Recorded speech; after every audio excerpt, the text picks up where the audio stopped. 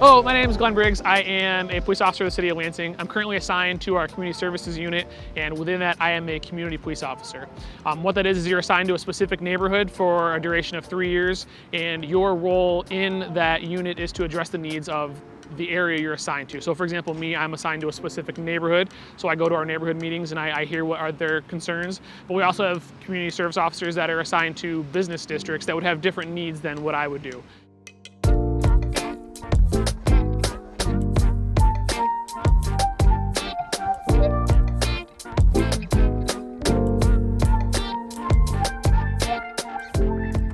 So I usually start my day in our operations center at a computer and just going through the emails that I get over the course of the day prior or since my last working shift, just to make sure I'm not missing anything and I can address stuff right then and there. That's just the easiest way for me to do it.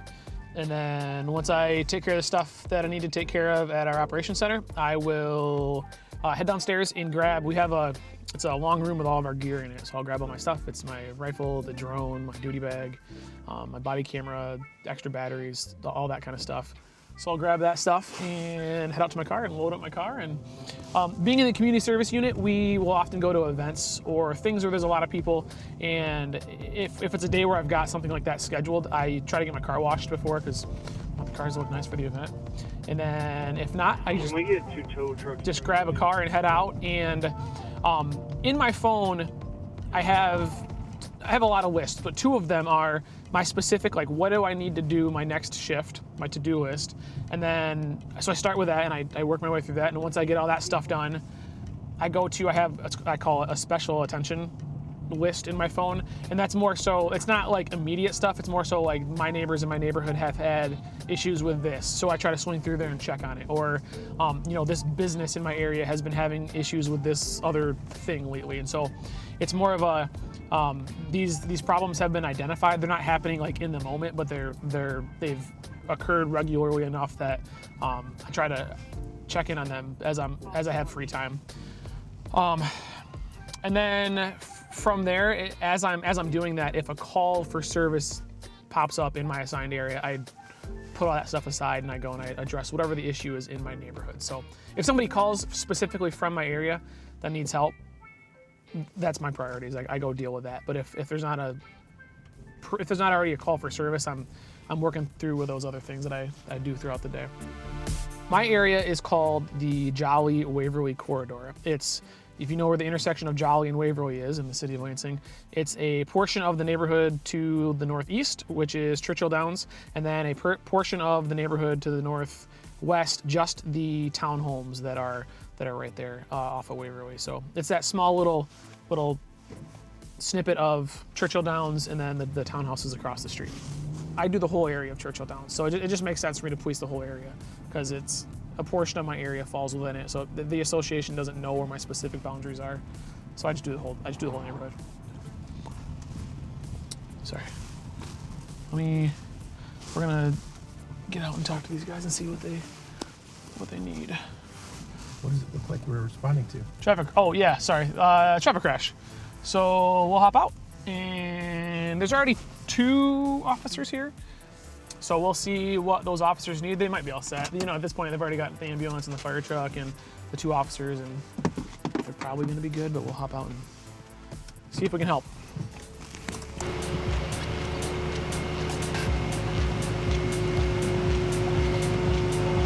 Can I climb up there and grab a VIN? There's different levels of traffic crash. Sometimes they're minor fender benders, sometimes they're major incidences. And because they called for medics, that means it's more severe than just a minor fender bender. And so because of that, there was 2 officers, an ambulance, the fire truck. And so I figured we'd swing by and just make sure that everybody was okay and they didn't need any extra help. Because sometimes these scenes can be kind of chaotic, and sometimes you just need an extra car to help with traffic because the medics are doing their thing, the fire department's doing their thing, the 2 officers on scene are doing their thing, and they just simply need someone to direct cars. So we're in the back end of the neighborhood right here, so the traffic isn't too heavy where we're at, so cars can kind of maneuver around us. But sometimes it's nice just to have a person dedicated specifically to parking your car in a position that helps, guide cars around you and then directing them where to go. So we showed up just to see what we could do to help, I ran into one of the people that were on scene. I used to be a high school teacher, and one of them was a former student, which was kind of cool. And it's kind of nice because that actually happens more often than I thought it would, where I run into former students here. It's funny, we have this moment of, like, I know you. Yeah, and I know you. And then it's like, oh, you used to be my high school teacher. But he's good. He was a witness. He wasn't involved. So he's all good. And then so I asked the officers on scene what I could do to help. And there's just a lot of paperwork with this job. And so one thing that's always helpful is it's called the tow file. Anytime we tow a car in the city, we document it. So that way we know where it was towed from, where it was towed to, and just the disposition of the vehicle and all that kind of stuff. So it's called the tow file. And that's oftentimes, if you say, hey, what can I do to help? That's often what you can do to help, is to do the tow file. Yeah, that would be nice. A couple of tow files for me would be great. What cars are needing to be towed? This one and then that black one over there. That black one got Which, this one right here? Yeah. That one and then the one that's over there? Yep. Yes, I can do that for you. Are we towing them anywhere specific? I mean, if the north side's coming, I'm assuming that's where it's going to go. Okay. What else do I need? I haven't done the tow file in a while. Okay. Are those the owners? No, this one's owned by the state.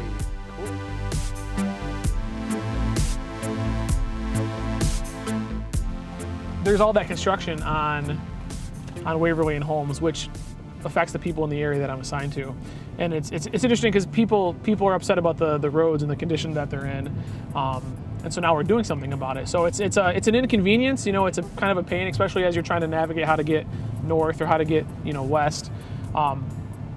But it'll end up being worth it when all these roads are fixed and repaired. And that's one of the issues that my neighborhood talks about, is how that stuff on the outside of the neighborhood actually then affects them, because all the cars that are cutting through, it has drastically increased the traffic through the neighborhood of people that have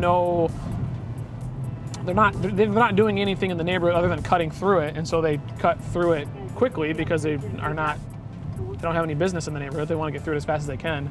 And so understandably, it's created a frustration for the people in my assigned area, as cars will zip through.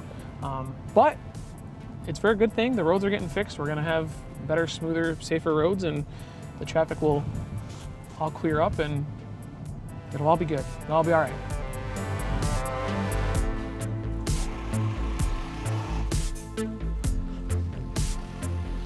Is he home? Is he inside?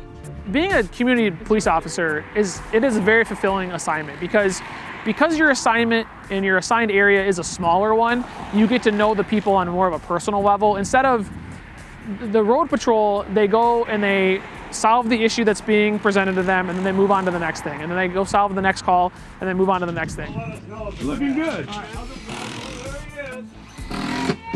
What's up, man? How are you? What's up? Hey, I have CityTV with me today, and we're driving through the neighborhood, and they said, go do what you normally do on a normal day. All right. I said, I gotta come say what's up to you. And I had no idea that you guys were doing this. Where you been, man? Summertime, we have all the events going on, so we get kind of tied up with the events. Neighborhood police. I'm the neighborhood police officer, yeah. So what's nice about this area in this assignment is that you're more of a small town police officer. You have time to build relationships with the community. You have time to go to the meetings and hear what's important to the people and hear what their concerns are and address those issues and spend time improving the quality of life, which is what I enjoy doing. It's addressing some of the more quality of life type issues with this area. And in doing that, you get to meet a lot of the great people that live in this neighborhood, and a lot of the good that's happening in Churchill Downs, but in Lansing as a whole. It's an opportunity to sort of slow down and meet the good and be the good and see the good. So it's been a rewarding experience to be in the community service unit as a community police officer. All right. We did it. All right. Very cool. Thank you. All right. They always seem to get you when you're doing something good. That's right. That's the goal. That's what we're trying to do. There you go. Very good. I appreciate that. All right. All right. We're Y'all remember when the police got